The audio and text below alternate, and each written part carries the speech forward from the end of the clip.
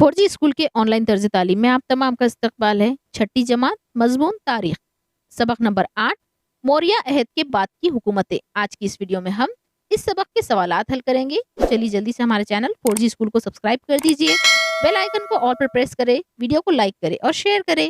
Telegram group join करने के लिए आप हमारे कम्युनिटी की पोस्ट देख सकते हैं। सबक नंबर 8, मौर्य अहद के बाद की हुकूमतें।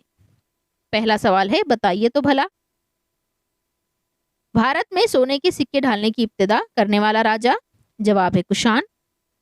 कनिष्क ने कश्मीर में बसाया हुआ शहर? उसका जवाब है कनिष्कपुर। वीणा यानी सितार बजाने में माहिर राजा? समुद्रगुप्त। कामरूप से मुराद आसाम की हुकूमत।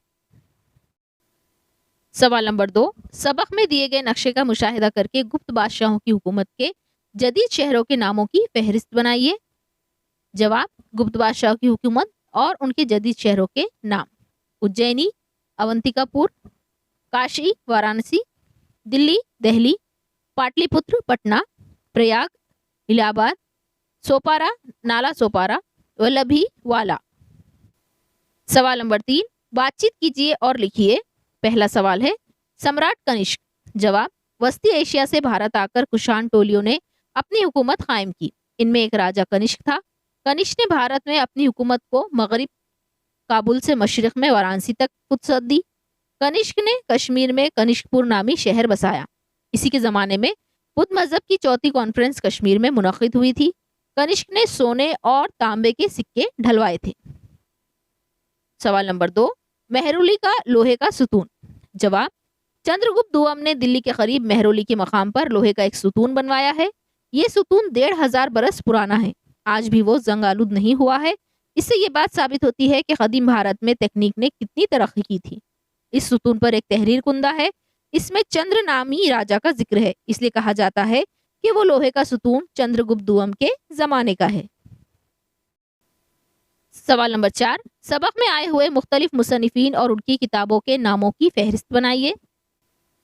बाणभट्ट, हर्ष चरित्र, अश्वघोष, बुद्ध चरित्र और वजर सूची। हर्षवर्धन, रत्नावली, नागानंद और प्रियदर्शिका। कलिन, राजा तिरांगनी। सवाल नंबर 5, गुप्त राजघराना और धनराज घराना का दर्ज झेल नुकात की मदद से मवाजना कीजिए। नुकात है जिसमें गुप्त घराना और वर्धन राजघराना दिखाया हुआ है, जैसे कि बानी थे गुप्त घराने के श्रीगुप्त और वर्धन घराने के प्रभाकर वर्धन। नंबर 2, सल्तनत की उसद। गुप्त घराने की आसाम से पंजाब और तमिलनाडु में कांची तक का मशरक़ी साहिली इलाका फतेह किया था। मालवा, गुजरात और सौराष्ट्र को भी उन्होंने जीत लिया था। दिल्ली के करीब थाने के मकाम पर कायम की गई थी हुकूमत ये, और हुकूमत की उसद नेपाल, जुनूब में दरिया नर्मदा, मशरक़ में आसाम और मगरिब में गुजरात तक फैली हुई थी।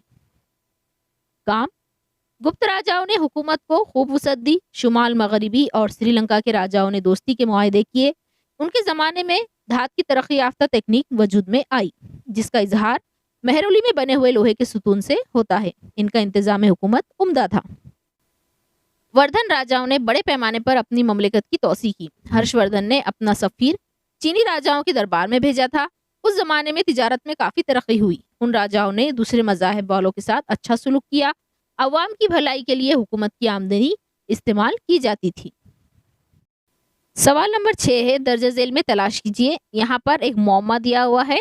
आपको यहाँ पर इसमें ये अल्फाज ढूंढकर लिखना है। यहाँ पर कुछ हिदायतें या पॉइंट दिए हुए हैं जो इशारे हैं ऊपर से नीचे, जैसे गुप्त खानदान का बानी श्रीगुप्त, महाभारत का किरदार जिसका ब्याह मणिपुर की शहजादी से हुआ था अर्जुन, कनिष्क के ज़माने का मशहूर शायर अश्वघोष, आसाम का पुराना नाम कामरूप, कनिष्क के दरबार में मशहूर तबीब चरक, गुप्त खानदान के बाद बरसर इख्तिदार आने वाला खानदान वर्धन, हर्षवर्धन का एक ड्रामा रत्नावली। दाएं से बाएं देखेंगे, चंद्रगुप्त की बेटी प्रभावती, मणिपुर की शहजादी ओलुपेकी, कश्मीर का पुराना नाम कश्यपपुर, हिंद यूनानी राजा मेंडर।